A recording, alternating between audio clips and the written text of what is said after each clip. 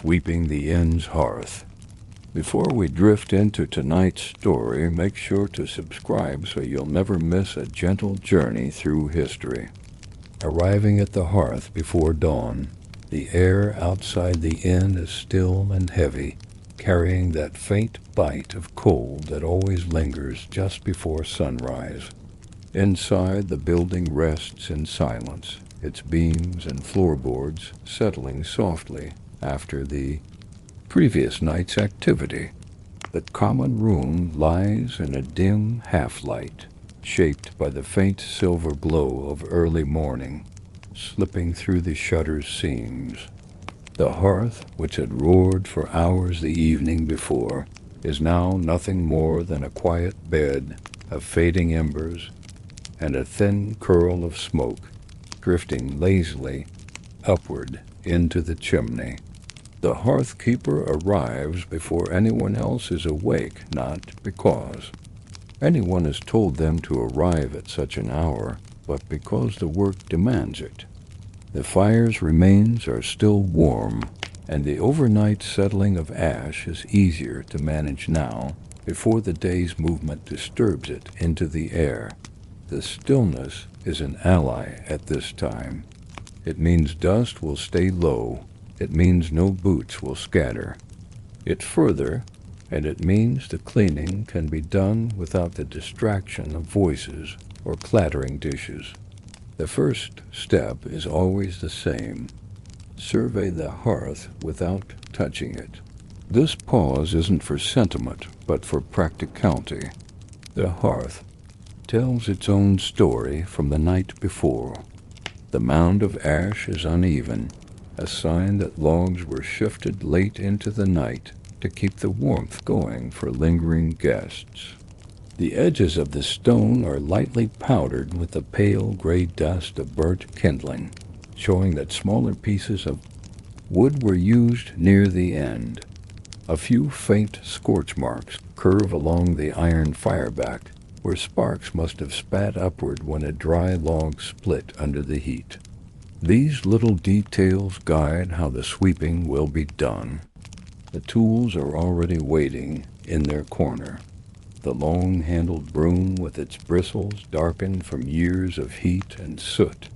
The flat ash shovel with its warm, smooth grip. And the shallow ash pan dented in one corner, but still entirely functional. Each tool is chosen for a reason. The broom's bristles are bound tightly enough to push fine ash without scattering it. The shovel's wide mouth makes it possible to gather even the lightest, fluffiest ash without letting it drift back down. The pan's low edge lets it slide in under the shovel's load without jarring the pile and sending dust into the air. The hearth keeper lays the tools out in reach, but not in the way. This is a practiced movement. Nothing is hurried, yet nothing is wasted. The first sweep is never across the center. That would throw ash into the air immediately. Instead, the work begins at the outer edge of the hearth's floor, drawing the bristles inward in small, deliberate arcs. Each motion is short, barely wider than the span of the broom's head. The goal is not speed, the goal is control. The ash here is mixed with tiny, half-burnt slivers of wood that still carry a faint glow if disturbed too roughly. Occasionally there is the soft crackle of a hidden ember. When that sound comes, the hearth keeper stops, finds it, and sets it aside on a bare stone at the back. Those embers may be coaxed into the new fire later, and besides, it is unwise to send anything still hot into the ash pan. Such care isn't about avoiding waste alone, it's also about preventing accidents. Ash bins can smolder unnoticed if embers are buried within them, and that heat can linger for hours. The sweeping continues in patient increments, gradually working inward until the largest portion of the hearth's floor is bare stone again. It is only then that the heart of the ash bed is disturbed. Here the ash is finer, lighter, and prone to drifting into the air at the slightest breath of movement. The broom's bristles are held almost flat to the floor, pressing gently forward in short strokes. It's the slowest part of the work, and one that rewards patience. A careless sweep here would send a pale cloud floating upward to settle across the room, leaving a faint gray film on tables, benches, and anything else left uncovered. Once the visible ash is gathered into a low, tight pile, the shovel comes into play. The hearth keeper slides it beneath the mound with steady pressure, lifting without jerking, and letting the fine particles settle into the pan below. This is repeated again and again, with the occasional pause to let drifting dust fall before moving again. Over time, the hearth floor takes on a mottled pattern. Bare stone here, a faint powder there, and a scattering of wood fragments too stubborn to break down into ash entirely. The light outside is growing brighter by now, filtering in just enough to reveal the faint haze in the air. This is not smoke, just the natural dust of the work, which will be gone soon enough once the windows are unlatched and the first draft of morning air move through the room. For now it hangs low and still, visible only in that shifting early light. With the bulk of the ash removed, the next stage is to inspect the fireback and the hearth's walls.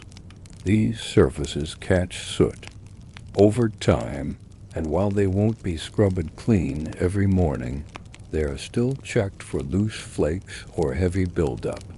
If left unattended, soot can crumble onto the fire or fall into cooking pots, especially during the busiest hours of the day. A few brisk passes of a narrow brush dislodge anything loose, sending it down to be swept away with the rest. This quiet work done in the half-light before the inn begins to stir is not just about cleaning. It's about preparing the room for the day ahead. By the time the first footsteps cross the common room floor, the hearth will be ready for kindling. The air will be clear, and the warmth will return without a trace of last night's mess. The guests may never notice how clean the hearth was before the first flames appeared, but that is as it should be. The point is not to be seen. The point is for the hearth to be exactly as it should be, every morning, without fail. The hearth keeper steps back now, broom in hand, and takes one last glance across the bare stones. The fire will be built soon. The tables will be set, and the day's work will unfold.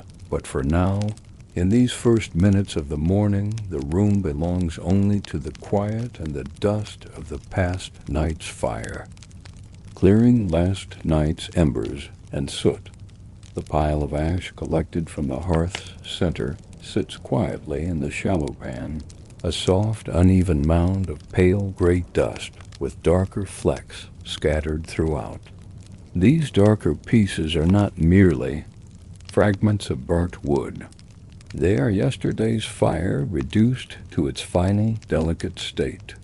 Some crumble at the lightest touch, while others hold firm for a moment before breaking down, releasing a faint puff of ash into the air. This is the first sign that the clearing is not quite finished. The hearth still carries remnants that must be managed before a new fire can be built. The embers from the night before are never entirely cold at dawn. Even after hours of neglect, they can hold heat deep inside where the eye cannot see. To test them, the hearth keeper presses the flat of the shovel gently against each dark chunk. Most are lifeless, collapsing silently into fine powder. But here and there, A small thread of orange glows faintly under the pressure, a last trace of warmth hidden beneath the surface. These warm fragments are treated differently. They are set aside, pushed toward the back of the hearth, where the stone floor is bare and no ash pan sits beneath. A thin bed of kindling can later be coaxed to life using these embers, sparing the need to strike flint again. Until then, they rest there, unburied, where their faint heat can do no harm. Once the embers are sorted, the real clearing work begins. The shovel moves in careful, deliberate passes across the hearth's floor, pressing flat to the stone so that nothing is left behind. The motion is not a scrape. Scraping sends vibrations through the floor and shakes up the ash, but a slow, gliding lift. Each load is tipped into the waiting pan, the sound of falling ash soft and muffled, like dry earth poured from a height. It is tempting to work quickly at this stage.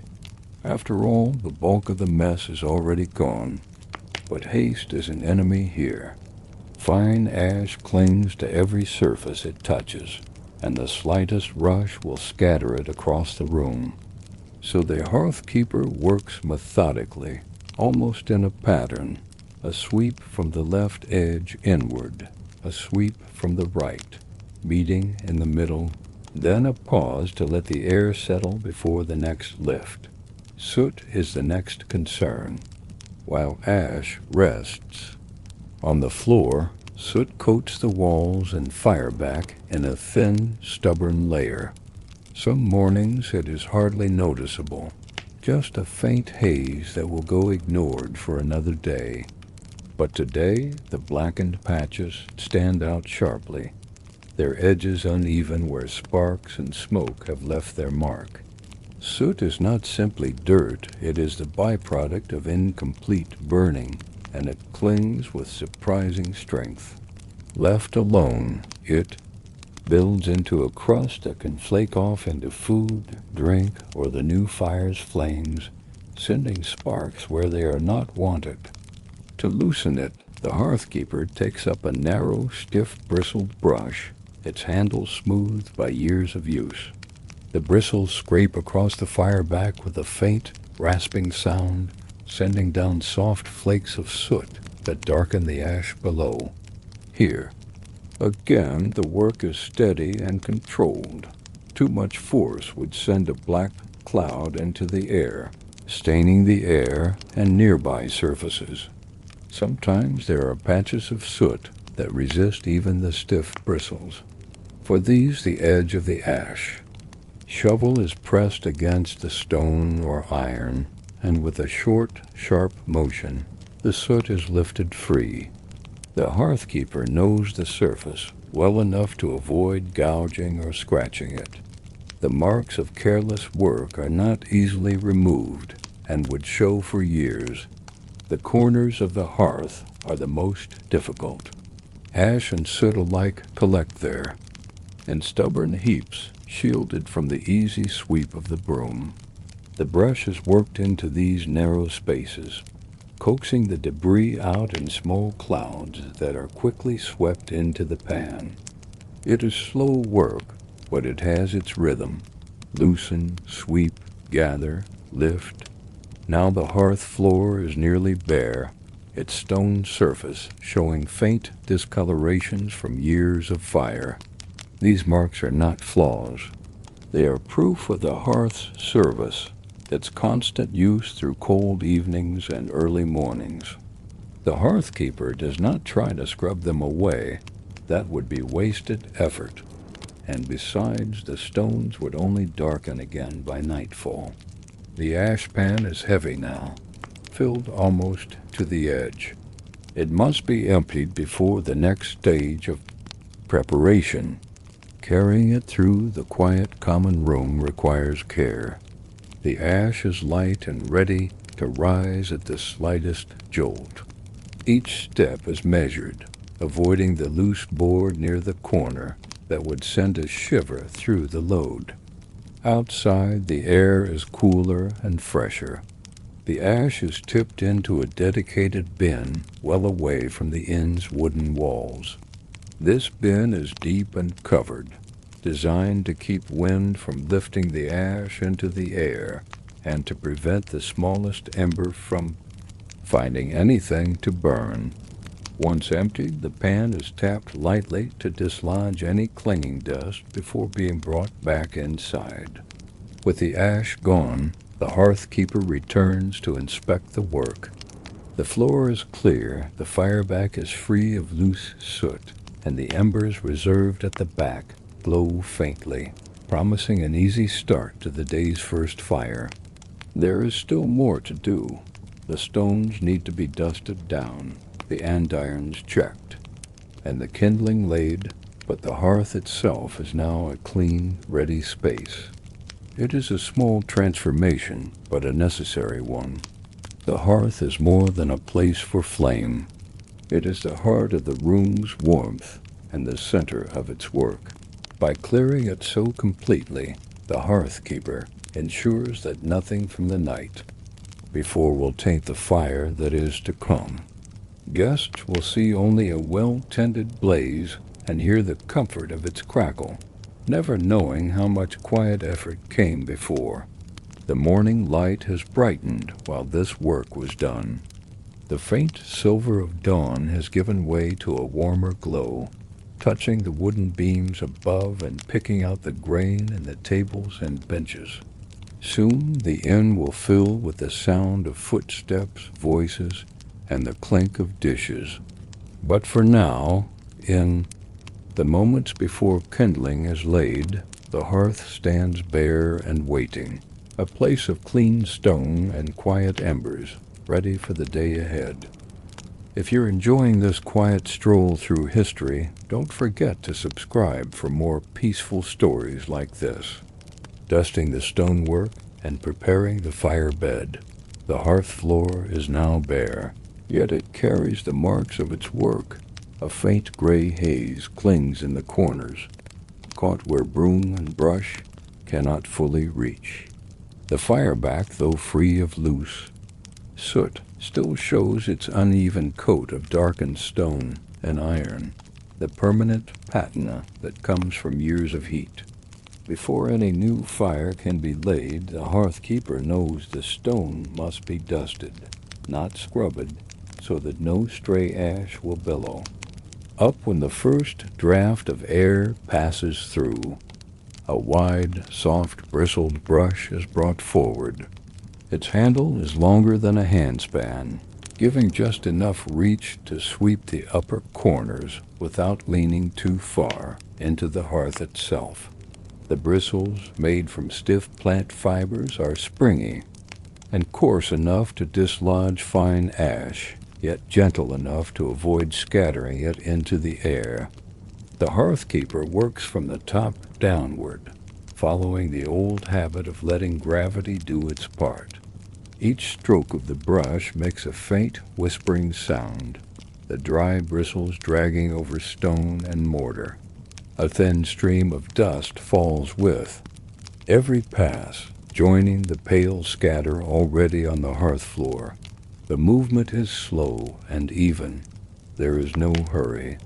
Haste would only create a cloud that drifts into the room, settling again on freshly cleaned surfaces. The corners are given particular attention. Years of tending fires have taught the hearth keeper that ash can wedge itself deep into narrow lines between stones. Sometimes it takes a firm twist of the wrist, turning the bristles into those crevices, to coax the debris free. The brush is lifted and tapped lightly on the edge of the ash pan, each tap sending down a brief puff of gray before the work resumes. The fireback is next. This surface, often iron, has its own way of holding soot and dust. Here, the hearth keeper uses shorter, firmer strokes, moving in overlapping lines so that no section is missed. The texture of the iron is uneven, with ridges that catch ash like small ledges. These ridges are not polished away, they help. Throw heat forward into the room, but they must be cleared if the new fire is to burn without sending out stray grit. The side walls of the hearth, usually overlooked by those who only glance in, receive the same care. These stones reflect the fire's light in the evenings, and any layer of ash dulls their glow. The brush sweeps over them with a steady rhythm. The strokes quiet enough that the distant sound of a door latch opening upstairs can be heard in between. When the dusting is finished, the hearth floor is not spotless in the way of a new-built home. It still carries the stains of long use, but it is clean enough to work without stirring up a haze. The ash pan is filled once again, though more lightly this time, and is carried outside to be emptied as before. Returning, the hearth keeper turns to the next task, preparing the fire bed. This is the base upon which the day's first fire will stand, and its arrangement will decide how quickly the flames take and how well they last. The stones at the hearth's center are bare now, still faintly cool to the touch, except where a few embers rest at the back. The first step is to place a thin layer of dry kindling across the fire's intended space. These are not random twigs, but carefully chosen pieces, splinters from seasoned logs, thin shavings from wood that has been drying for months, and the occasional strip of resin-rich pine for quick ignition. Each piece is laid with its length running the same direction, leaving small gaps between them for air to move freely. Next come the crosspieces, slightly thicker sticks laid perpendicular to the first layer. This creates a loose lattice, strong enough to hold the fuel above, while allowing the first sparks to travel upward. The hearth keeper knows from long experience that too tight a weave will choke the flame, while too loose a pattern will let it die before it catches the larger wood. On top of this structure rests a small pile of tinder. This is the heart of the fire bed, the material that will catch the very first flame. The tinder might be thin curls of wood shaved from a log with a sharp blade, brittle dry grass gathered from a sunlit patch the day before, or even fine, papery strips peeled from the inner bark of certain trees. It is crushed lightly in the sea, hand to make it fluffy, giving the smallest sparks plenty of edges to cling to. The embers saved earlier are now checked. If they still hold their faint glow, they are nudged closer to the tinder's base. If their heat is gone, they are brushed aside to cool fully. A fire started from cold embers needs flint, steel, and patience. Finally, 2 small, well-seasoned logs are chosen and set to either side of the kindling stack. They are angled inward, slightly, leaving a narrow channel between them where heat will rise. These are not the heavy night logs meant to smolder for hours. Those will come later. For now, the goal is to build a fire that catches quickly and sends its warmth into the room without delay. Everything is in its place now. The hearth stands ready for the striking of the flint, the catching of the tinder, and the first steady rise of flames. The air around it is still, holding the faint, dry scent of clean stone and old ash. Outside the window, the light has shifted from the pale silver of early morning to the warmer tones of true day, touching the edges of the wooden beams and brightening the quiet common room. The fire bed waits, perfectly arranged but untouched. The work of dusting, sweeping, and laying has been quiet, methodical, and without waste, each movement serving a purpose, each tool set down only when its task was complete. The hearth keeper steps back, not in ceremony, but in simple readiness. The day's heat will begin here, and it will begin well. The broom, shovel, and ash pan. The work of the hearth keeper is inseparable from the tools that make it possible. In any inn of significant size, a hearth is not a simple fireplace. It is the center of daily life, the source of warmth, light, and comfort.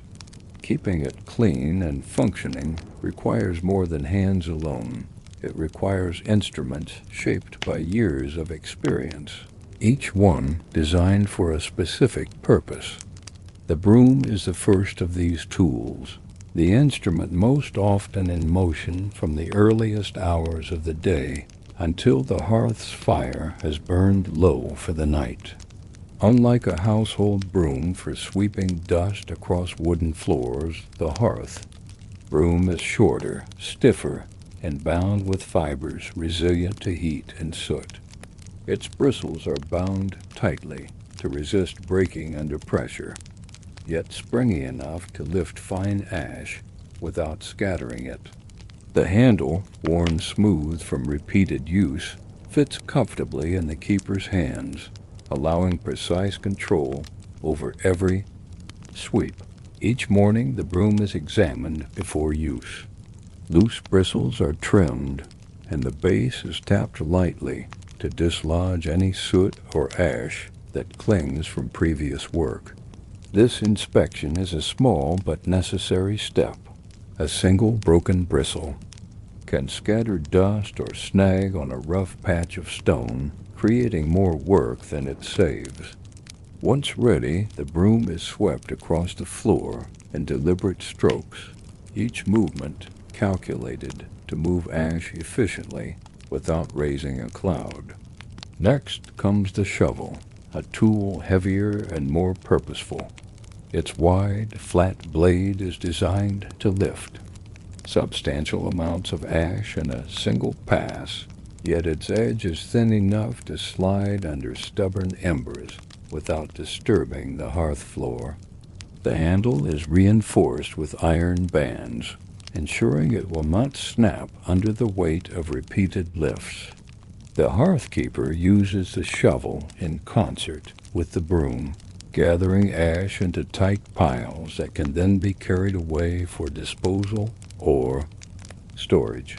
The ash pan completes this trio of essential tools. It is shallow, broad, and often dented from years of use, but its shape is critical. A deeper pan would make lifting heavy ash difficult, while a narrow one would require more trips to remove the same volume. The hearth keeper knows its limits instinctively, moving it in careful steps to avoid spilling fine dust across the stone floor. When full, it is carried with steady hands to a nearby bin, far enough from wooden walls and beams to ensure safety. Each of these tools, simple as they appear, has been perfected through countless mornings and evenings spent tending fire and hearth. Their weight, balance, and durability are all calculated to allow the keeper to work efficiently while minimizing fatigue. A well-chosen broom, shovel, or pan can mean the difference between a quick, clean hearth and one that is a constant source of dust, soot, and trouble. The hearth keeper's approach to tools is methodical. After each use, they are cleaned, inspected, and returned to their designated place. Bristles are brushed free of ash, the shovel wiped clean of residue, the pan tapped gently to release any lingering dust. Tools left in disarray can be as obstructive as a messy hearth, and the ends, floors, and fire are too important to risk such negligence. With broom, shovel, and pan at the ready, the hearth keeper is equipped for every challenge the morning might bring, from fine dust settled overnight to stubborn flakes of soot clinging to stone or iron. These instruments do not merely aid. They work. They define it, shaping each sweep, lift, and carry into a precise, controlled rhythm that ensures the hearth remains the center of warmth and order in the inn. Let's pause for just a moment, and if you haven't already, subscribe to join us for more calm stories, storage and maintenance of hearth tools. When the day's sweeping and ash removal is complete, the hearthkeeper's attention turns to a quieter but equally important task, caring for the very tools that make the work possible. A broom or shovel left to rest in dampness, coated in soot or grit, will quickly lose its usefulness. For this reason, storage and maintenance are as much a part of the hearthkeeper's skill as the act of cleaning itself. The storage area is deliberately chosen either too close to the hearth, where heat might warp wood and bristles, nor too far, where the tools would be inconvenient to fetch in the middle of a busy day. Often a small alcove is set aside near the kitchen's inner wall, sheltered from drafts and damp. Pegs driven firmly into the wall hold brooms and shovels upright, keeping their working edges from resting on the floor where they could bend, fray, or collect grit. The broom is hung bristle-end down only if it has a sturdy guard. Otherwise, it is suspended with the bristles up, allowing gravity to prevent them from bending.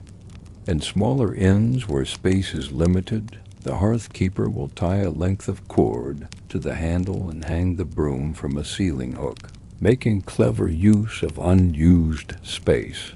Before hanging it, they take a moment to run fingers through the bristles, shaking loose any remaining specks of ash that the day's work has left behind. The shovel, heavier and made of iron or steel, receives a different sort of care. Once wiped clean of ash, the metal is checked for patches of rust, especially along the edge that sees the most contact with hot embers. If rust is found, it is scrubbed gently with a piece of coarse cloth or fine sand, followed by a light coating of oil to prevent further corrosion. The handle, often wood reinforced with iron, is examined for cracks or splinters. Even a small flaw can worsen quickly under the weight of a full shovel, and the hearthkeeper knows that a snapped handle at the wrong moment can scatter ash across an entire room. The ash pan, though seemingly the simplest tool, is treated with equal respect. Its flat base can warp if stored while still hot, so the hearthkeeper waits until it is cooled completely before cleaning it. If ash is left a fine coating along the inside, it is brushed out with a cloth, and if necessary, washed with a small amount of water, quickly dried to prevent rust. In well-run inns, pans are rotated so that no single one bears the brunt of the work for too long, extending the life of each. Maintenance also includes a periodic check of all handles, joints, and bindings. Broom bristles may loosen over time, requiring new cord or wire to bind them tight again. Shovel handles may need to be reseated into their metal sockets. The hearthkeeper keeps a small kit, a coil of twine, a file for smoothing rough edges, a pot of oil, and a cloth, so that these small repairs can be done without delay. A clean, well-kept tool not only lasts longer but works more efficiently. The hearthkeeper notices the difference immediately. A broom that glides rather than drags, a shovel that lifts without sticking, an ash pan that pours out its contents cleanly without clumps. More than convenience, it is a matter of pride, the quiet satisfaction of knowing that every part of the work, from the first sweep of the morning to the final storage at night, is done with care and precision. In the still moments after the tools have been set in their places, the hearth keeper often glances at them as they hang in tidy rows. They are more than implements. They are a reflection of the keeper's discipline, skill, and respect for the work. Tomorrow, they will be called into service again, and their readiness will make all the difference in how swiftly and smoothly the day's labor proceeds. Replacing and improving hearth tools, even with the most diligent care, no broom, shovel, or ashpan lasts forever. The steady rhythm of sweeping, scraping, and lifting inevitably wears away at materials. Bristles fray and thin, shovel edges round off, wooden handles loosen, and metal pans develop dents from the occasional drop or collision with the hearthstones. The hearth keeper understands this cycle, and rather than waiting for tools to fail entirely, they keep a watchful eye for early signs that replacement or repair is needed. The broom's decline is often the first to show. At first, bristles splay outward slightly, forcing the user to angle the handle differently to gather ash effectively. As more break or wear down, the sweeping edge becomes uneven, leaving fine streaks of dust behind no matter how carefully the keeper works. When the bristles have thinned to the point that sweeping requires multiple passes to achieve what once took one, the decision is made. It is time for a new broom. In well-supplied towns, this means visiting the broom maker's shop, where rows of fresh brooms hang from the ceiling, their bristles still smelling faintly of straw, twigs, or reed. In more remote areas, the keeper may craft a replacement themselves, bundling and binding dried plant stalks into a sturdy fan. Shovels are harder to part with. Their iron or steel blades, though long-lasting, eventually lose their crisp edge from countless scrapes against stone. Once this edge dulls too much, lifting compacted ash or stubborn embers becomes a strain, requiring more effort and making the work less precise. If the shovel's handle is still sound, a local smith might fit it with a fresh blade. Otherwise, the hearth keeper will weigh the cost of full replacement against the labor of repairing what they have.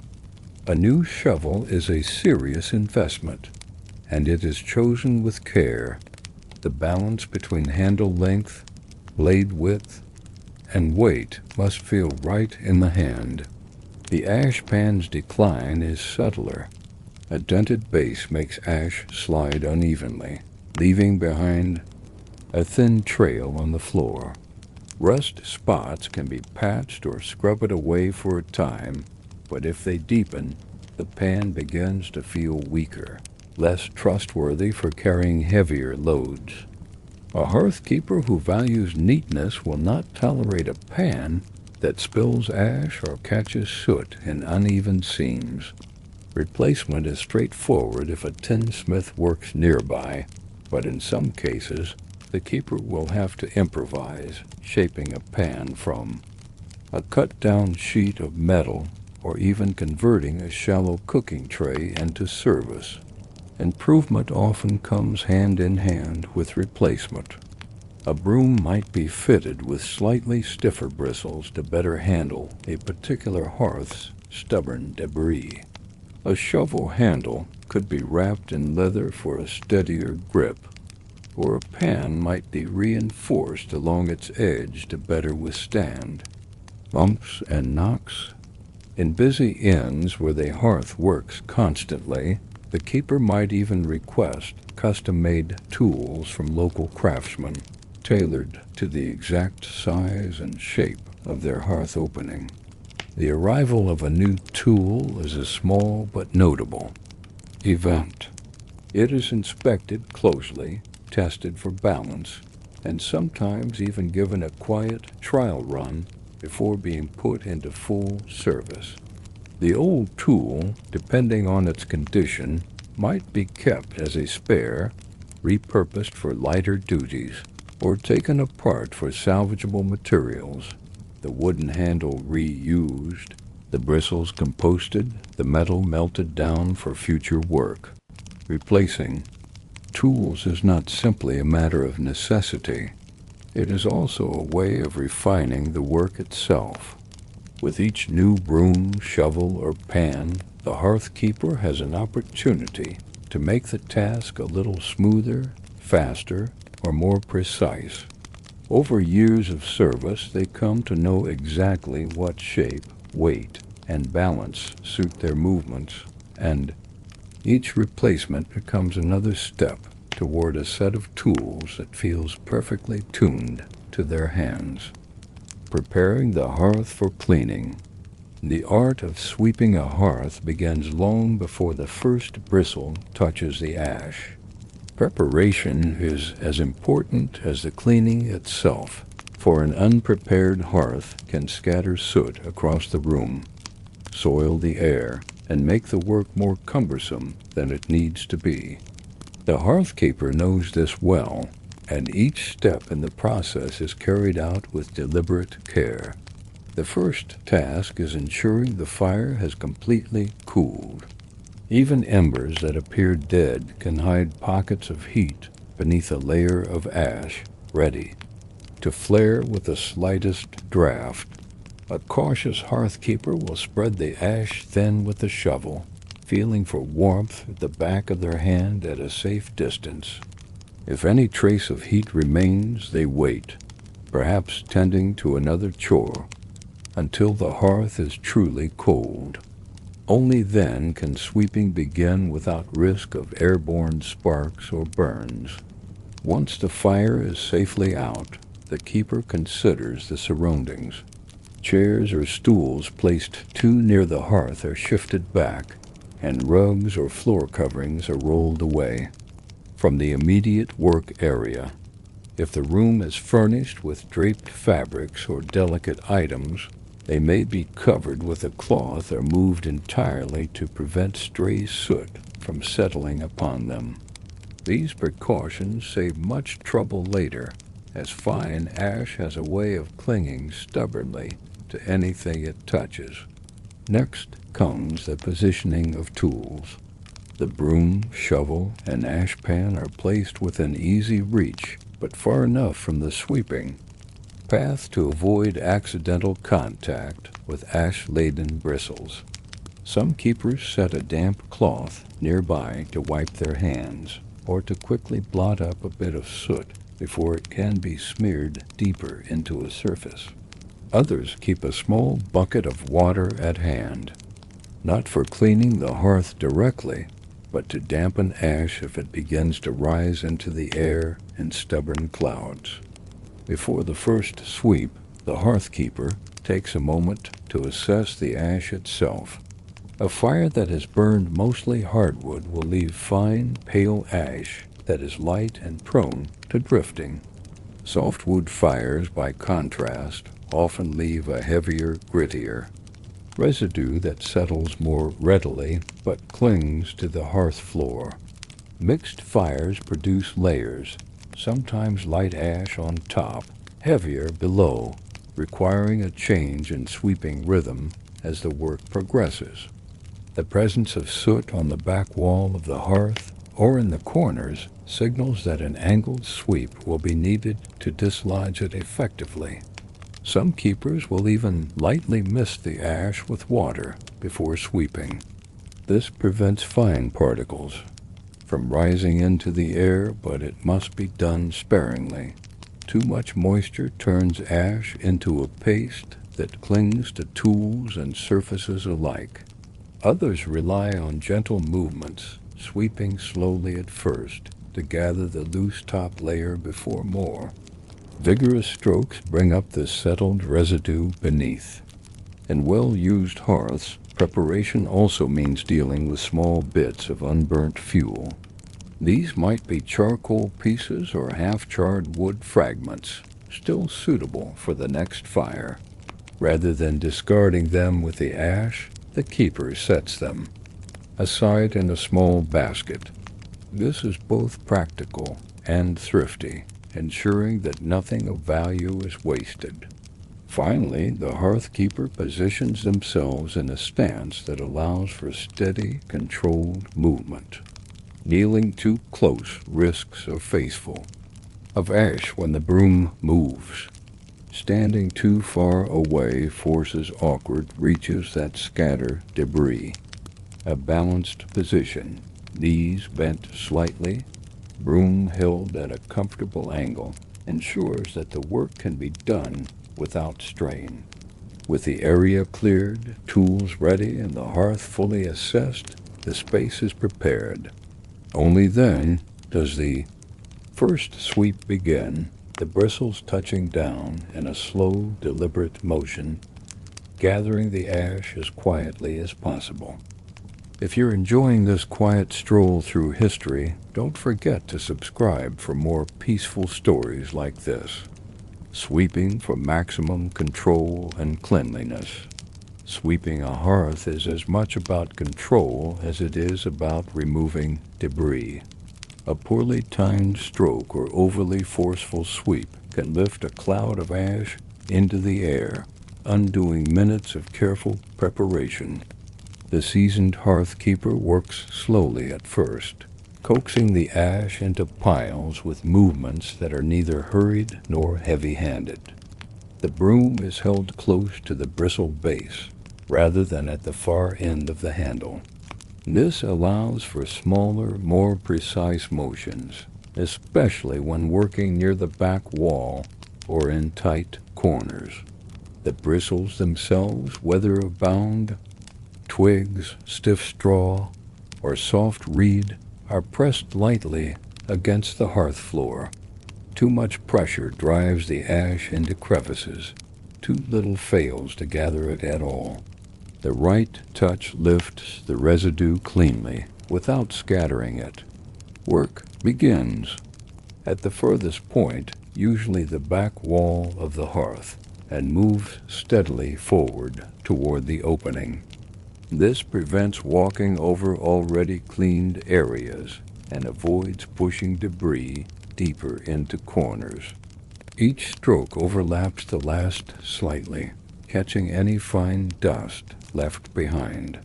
When dealing with soot clinging to the hearth walls, the keeper angles the broom upward, giving short, quick strokes to loosen the deposit, then sweeps it forward with the rest of the ash.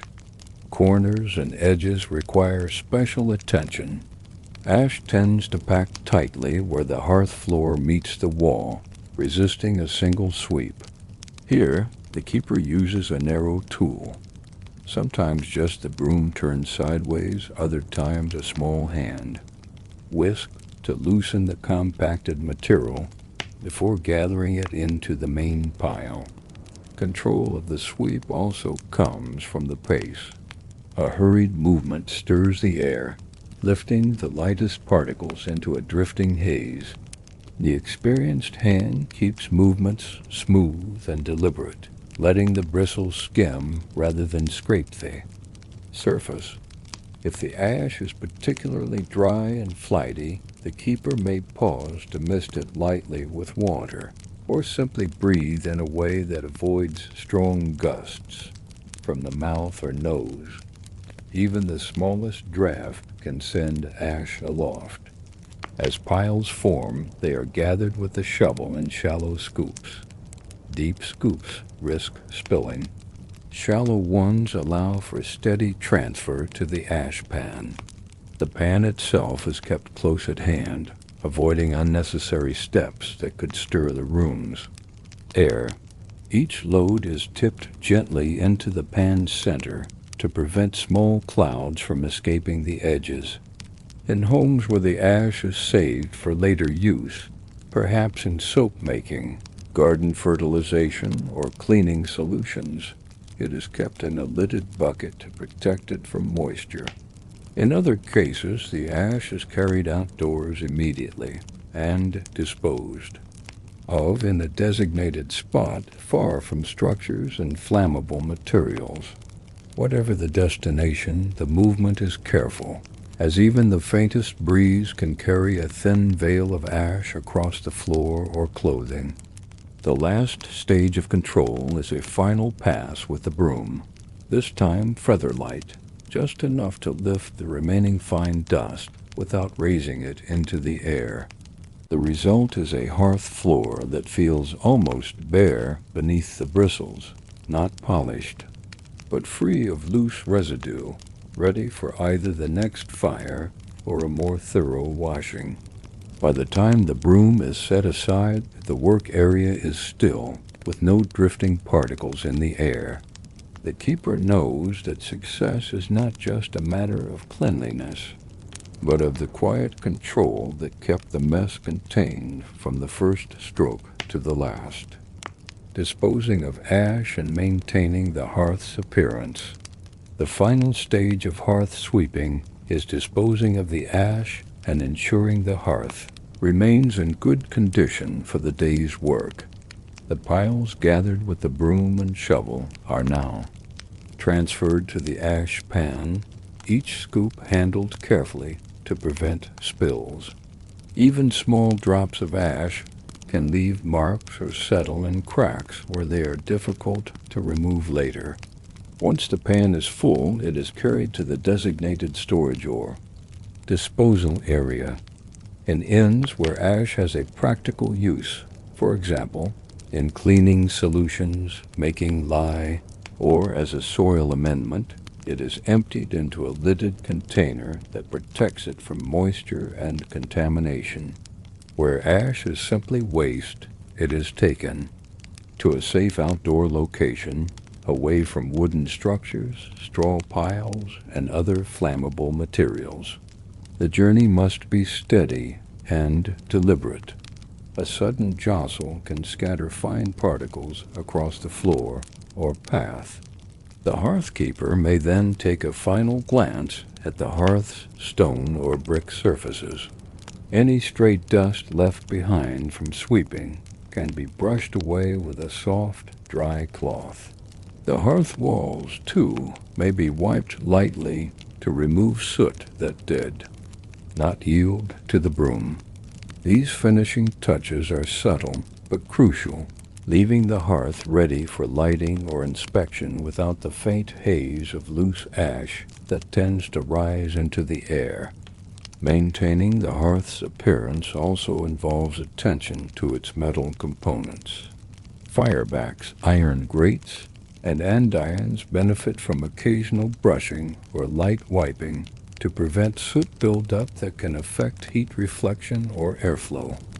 Hearthkeeper ensures these surfaces are free of loose deposits, but avoids aggressive scrubbing that could damage patina or structure. Finally, the tools themselves are returned to storage. The broom bristles are tapped gently, the shovel wiped clean, and the ash pan emptied and stored in a dry place. A well-kept set of tools not only makes the next cleaning easier, but signals careful attention to the hearth's overall condition. By the end of this process, the hearth stands prepared, clean, orderly, and ready for a new fire.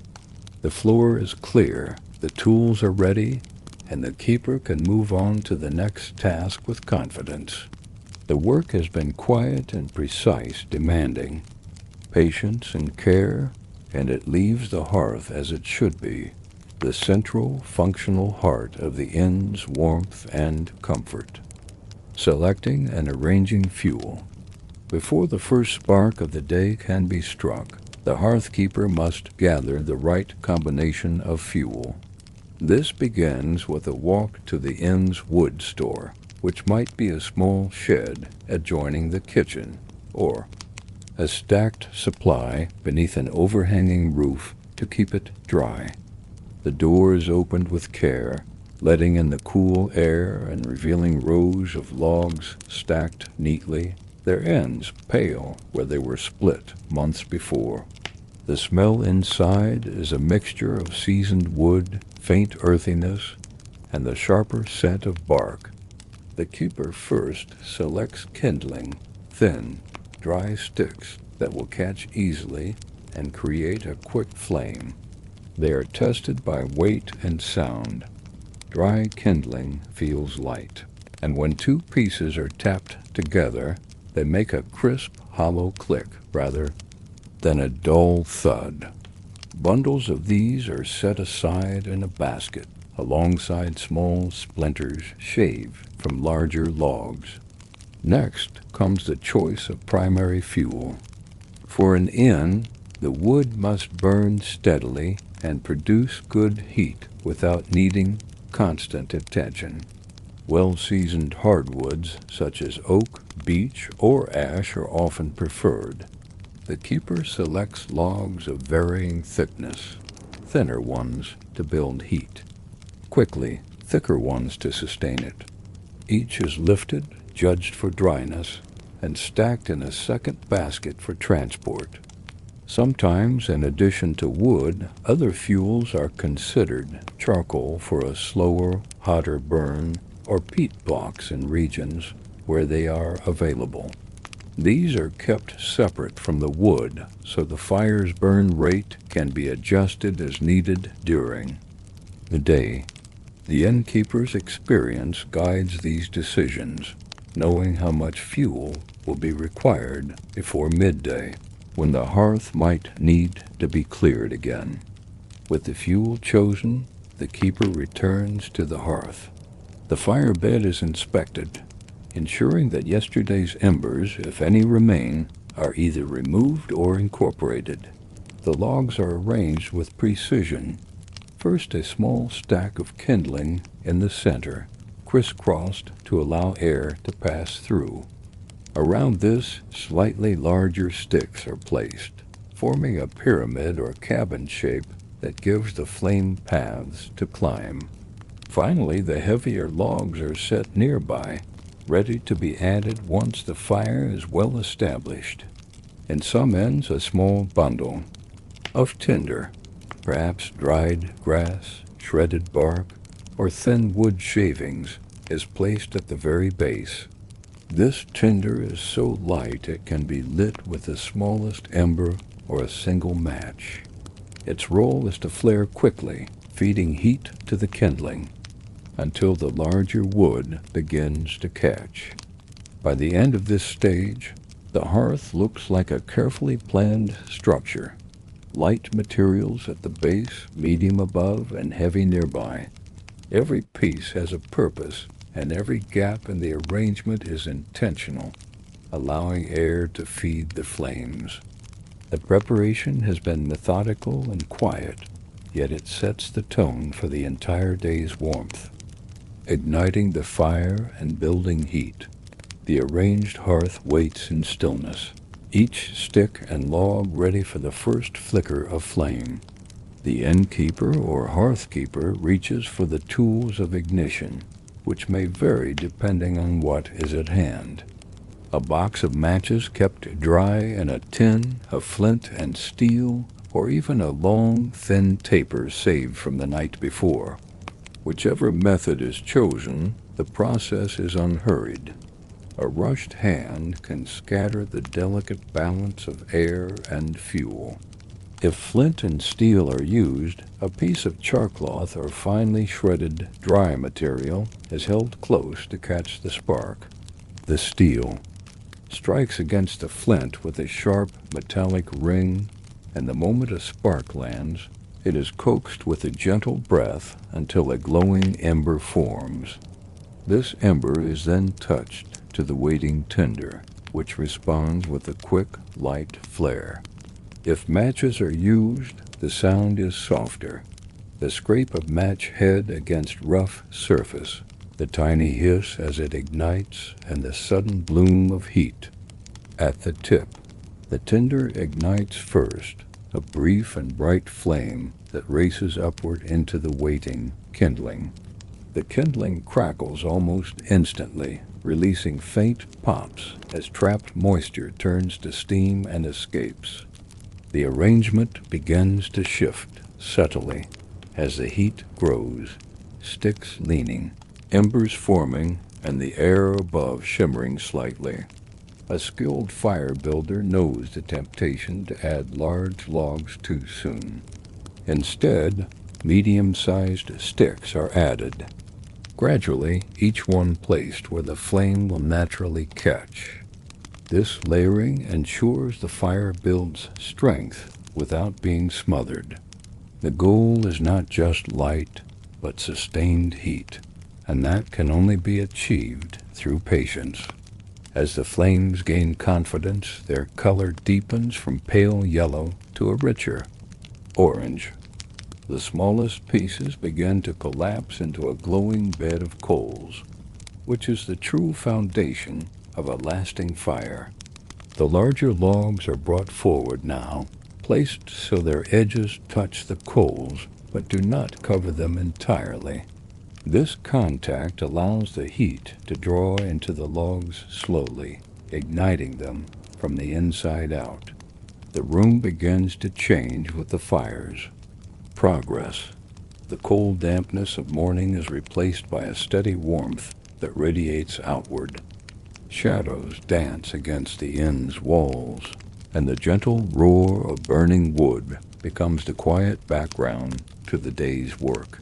The hearth is not yet at full strength, but it has passed its most delicate stage. The danger of sputtering out is gone. A final adjustment of the logs creates balance in the fire's airflow. Gaps are kept between pieces so that the flames can breathe freely. The keeper steps back for a moment, watching as the fire continues to grow on its own, knowing that the first stage of the day's warmth has been secured. Let's pause for just a moment, and if you haven't already, subscribe to join us for more calm stories. Managing the fire for morning tasks. With the fire burning steadily, the next responsibility is to manage it so it serves the many tasks of the inn's morning routine. A well-tended fire is more than a source of heat. It is the quiet center of activity, influencing the pace and comfort of every other chore. The keeper crouches low, feeling the wave of warmth on the skin, and observes the glow of the coals.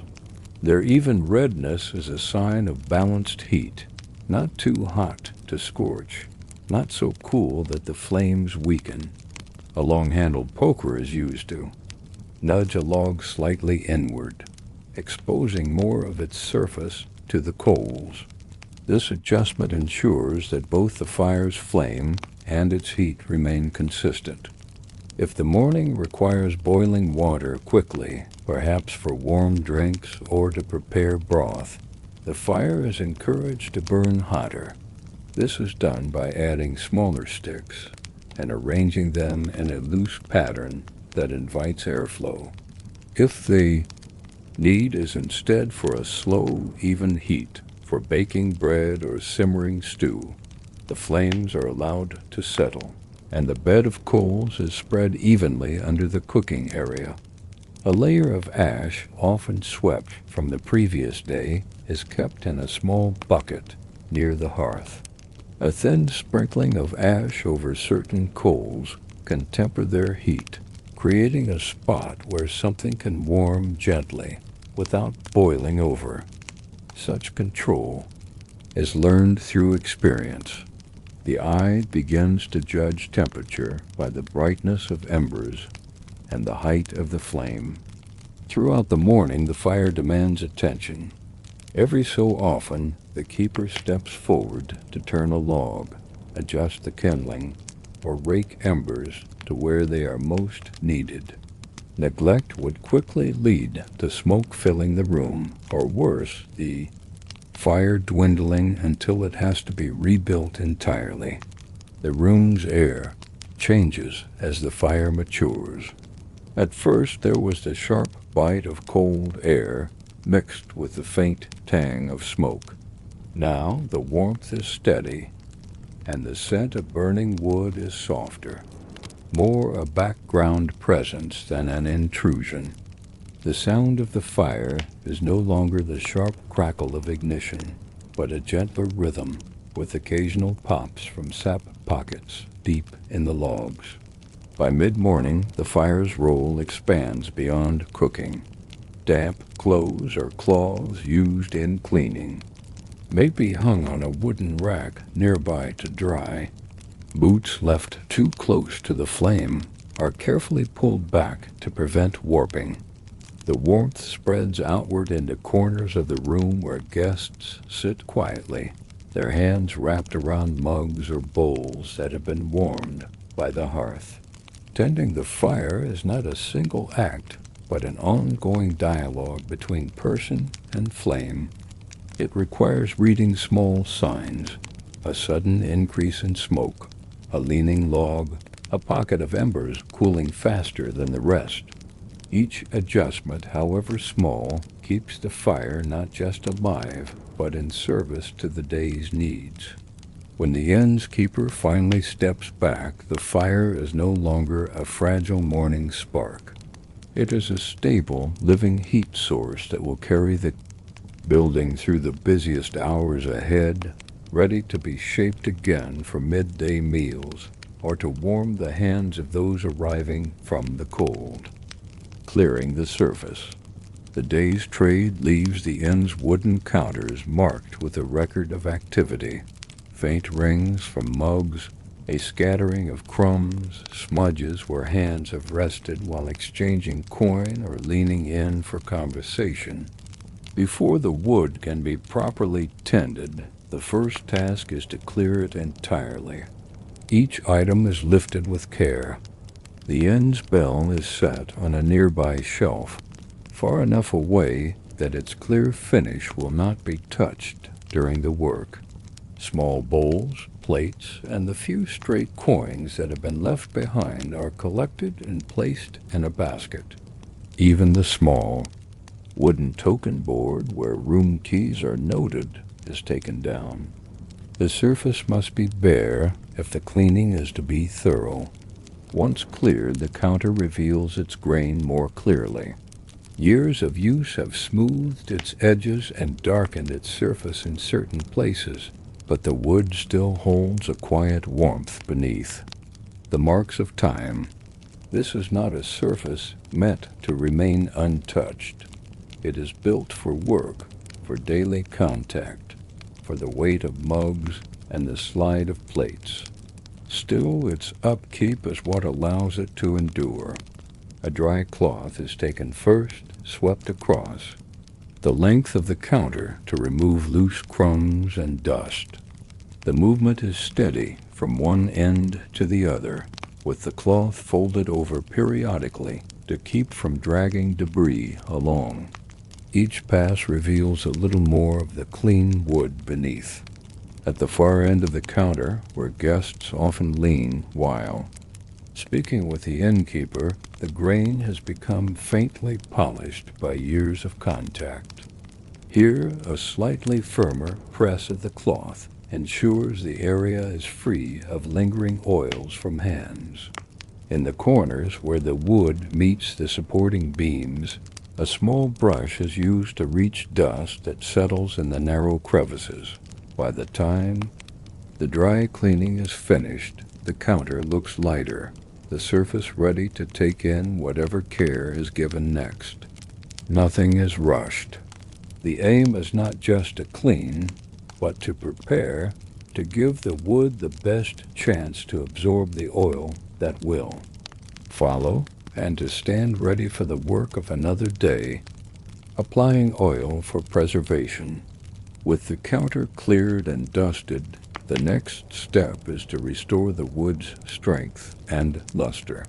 The innkeeper keeps a small tin of prepared oil tucked in the supply cupboard, a simple blend made from pressed seeds and a touch of rendered fat, chosen for its ability to soak deep into the grain without leaving a sticky film. The tin is dented from years of use, its lid worn smooth where fingers have gripped it again and again. A folded square of clean, tightly woven cloth is laid out beside the tin. The cloth is thick enough to hold the oil, but soft enough to spread it evenly. The lid is eased off, revealing the faint, natural scent of the mixture. This is not a sharp or perfumed oil, but something plain and functional, its value lying entirely in how it interacts with the wood. A small amount is poured directly onto the cloth, not onto the counter, where it might pool, and the cloth is folded once more to hold the liquid within. The first strokes follow the length of the counter, always moving with the grain. Long, even passes ensure the oil penetrates instead of sitting on the surface. The wood takes it in readily, the dry patches growing richer in color as the oil spreads. The corners and edges, often neglected during quick cleanings, are given careful attention. The oil is pressed into the edges where mugs are set down with more force, and along the overhang where guests sometimes rest elbows while talking. The pressure from years of contact here can dry the wood more quickly, so it receives an extra coat. After the first layer is worked in, a short pause allows the oil to settle. In this time, the cloth is refolded to a clean section, and another small amount of oil is added. The second pass is lighter, intended not to saturate, but to ensure an even finish. This time, the strokes are smaller and circular in places where the grain swirls or changes direction. The result is immediate.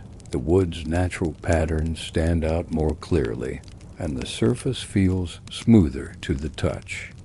It is not a polished shine, but a quiet, well-kept finish that protects against moisture and the wear of daily use. The cloth, now darkened from both oil and the faint lifting of old residue, is set aside to be washed and dried for the next care session. The tin is closed, the lid turned tightly to keep the oil fresh. The counter will be left to rest for a short while before the final step, removing any excess, so the surface is ready for service once again. Removing excess oil and final touches. Once the oil has been absorbed for a brief period, the final stage begins, removing any excess to leave the counter ready for use. Too much oil left on the surface can attract dust, making the wood appear dull within hours.